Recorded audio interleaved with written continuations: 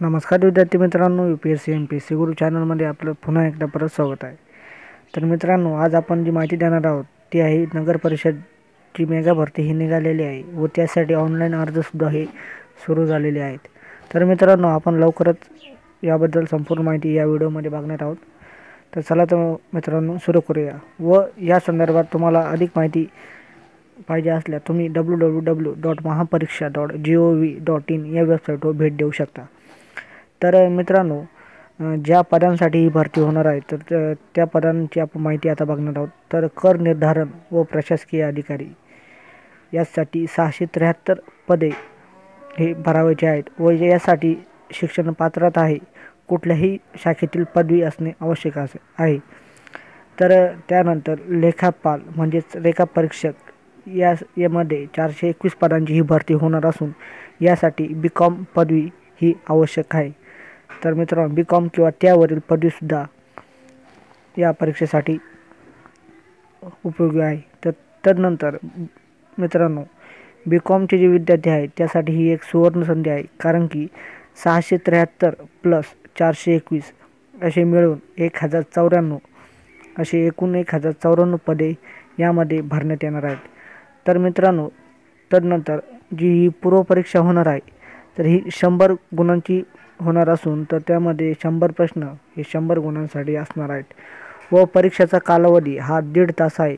त्यामुळे या 1.5 तासामध्ये तुम्हाला 100 प्रश्न हे कव्हरअप करायचे आहे.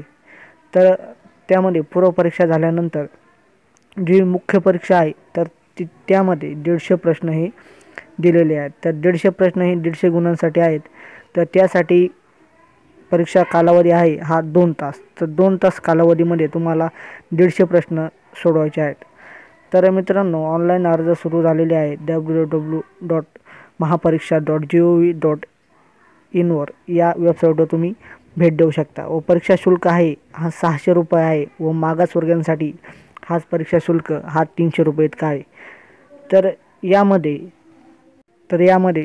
वय हे कमीत कमी 21 वर्ष व जास्तीत जास्त 38 वर्ष आहे. तर मागासवर्गीयांसाठी हे 43 वर्षांपर्यंत आहे.